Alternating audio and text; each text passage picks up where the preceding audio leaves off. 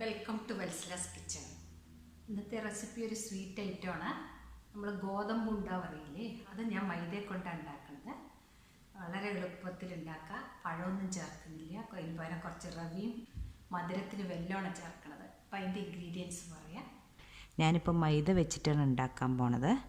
അതിന് വേണ്ടിയിട്ട് ഞാൻ 2 കപ്പ് മൈദ എടുത്തിട്ടുണ്ട്. ഇതിൽ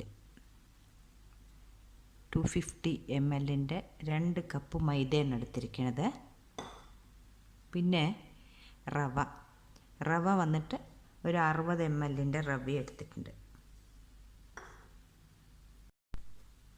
പിന്നെ ഇതിൽ ഒരു കപ്പ് തേങ്ങ 100 ml ഒരു കപ്പാണ് എടുത്തിരിക്കുന്നത്. തേങ്ങ കുറച്ചധികം വേണമെങ്കിൽ ഇട്ട് കൊടുക്കാം. പിന്നെ വേണ്ടത് ഒരു പിഞ്ച് മഞ്ഞൾപ്പൊടി, കുറച്ച് ഉപ്പ്,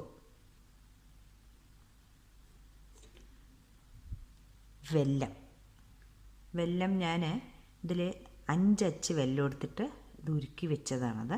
നമുക്ക് ഈ വെല്ലത്തിൻ്റെ ഈ സിറപ്പ് പോരെങ്കിൽ കുറച്ച് വെള്ളവും കൂടി ചേർക്കാം ആവശ്യമുണ്ടെങ്കിൽ. പിന്നെ ബേക്കിംഗ് സോഡ, നമ്മൾ പഴമൊന്നും ചേർക്കാത്തത് കൊണ്ട് ബേക്കിംഗ് സോഡ ചേർക്കുന്നുണ്ട്. ബേക്കിംഗ് സോഡ 5 ml ഈ ചെറിയ സ്പൂണിലാണ് ചേർക്കുന്നത്.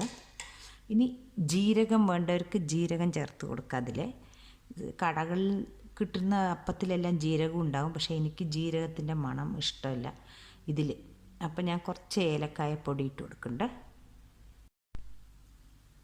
ഇനി നമുക്ക് ഈ വെല്ലത്തിൻ്റെ സിറപ്പ് ഇതൊന്ന് മിക്സ് ചെയ്ത ശേഷം ഇതിൽ ഒഴിച്ചു കൊടുക്കുക. ഗോതമ്പ് പൊടി കൊണ്ട് ഉണ്ടാക്കുകയാണ് സാധാരണ കാണാറുള്ളത്. ഗോതമ്പ് പൊടി വേണമെങ്കിൽ നമുക്ക് മൈദയ്ക്ക് പകരം ചേർക്കാം.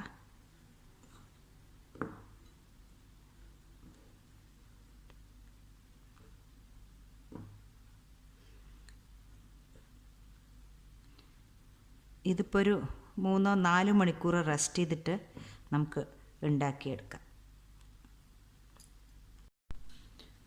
ഇതിലേക്ക് കുറച്ച് വെള്ളം ചേർക്കുന്നുണ്ട്.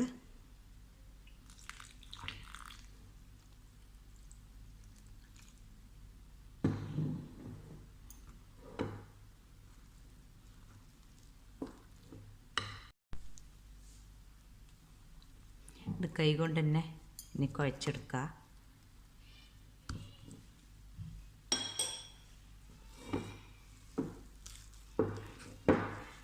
ഇത് കുഴച്ച് നമുക്കൊരു 4 മണിക്കൂർ റെസ്റ്റ് ചെയ്തിട്ട്, ഇപ്പോൾ ഉച്ചയ്ക്ക് കുഴച്ച് വെച്ചാൽ നമുക്ക് വൈകുന്നേരത്തെ ചായയൊക്കെ ആകുമ്പോഴേക്കും റെഡിയാവും.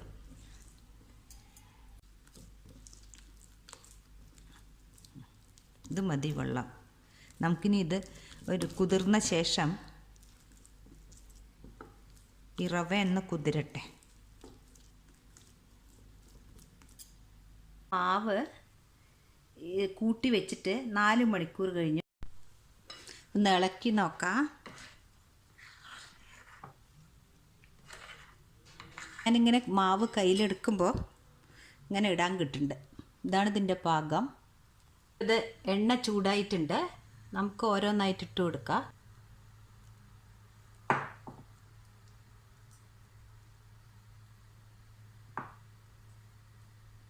ഇങ്ങനെ ഒന്ന് പിഴിഞ്ഞ് കൊടുക്കുക.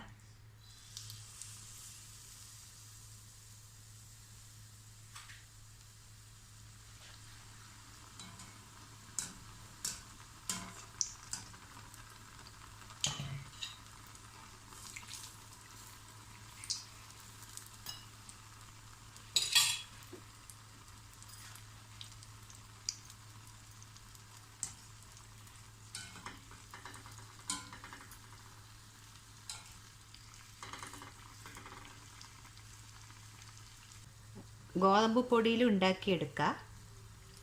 ഇത് ഇട്ട് കഴിഞ്ഞാൽ കുറച്ച് മീഡിയത്തിലേക്ക് ആക്കണം, കാരണം അതിൻ്റെ പുറം വേഗം കരിഞ്ഞു പോകാൻ ചാൻസ് ഉണ്ട്. ഉള്ളു നല്ലോണം വേവണമല്ലോ.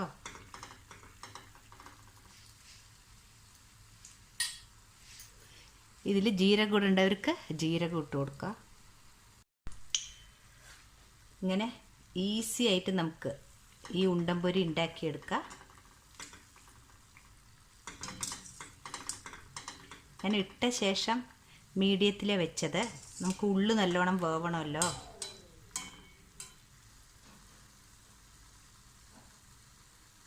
പുറം കുറച്ച് ക്രിസ്പി ആയിരിക്കും, ഉള്ളു നല്ല സോഫ്റ്റും ആവും. ഈ വെല്ലത്തിൻ്റെ കളർ കൊണ്ടാണ് ഇതിൻ്റെ പുറമേ തൊലി ഇങ്ങനെയുള്ളത്.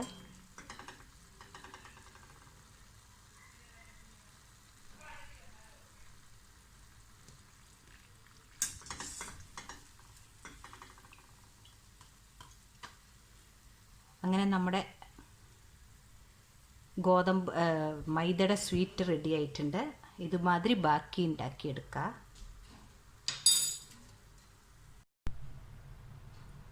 ഈ മാവ് എടുത്തിട്ട് നമ്മൾ ഇങ്ങനെ ഉരുട്ടിയിട്ട് കൊടുത്താൽ മതി.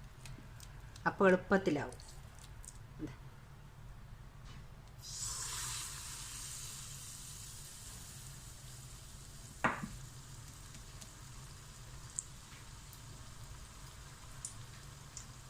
ഇടയ്ക്ക് ഇങ്ങനെ ഒന്ന് മറിച്ചിട്ട് കൊടുക്കണം.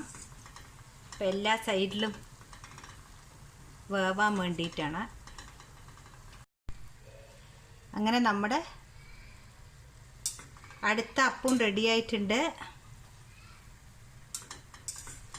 ആദ്യം നമ്മൾ ഹൈ ഫ്ലെയിമിൽ വെച്ചിട്ട് പിന്നെ മീഡിയത്തിൽ, കാരണം ഉള്ളു വേവണമല്ലോ ഇതിൻ്റെ.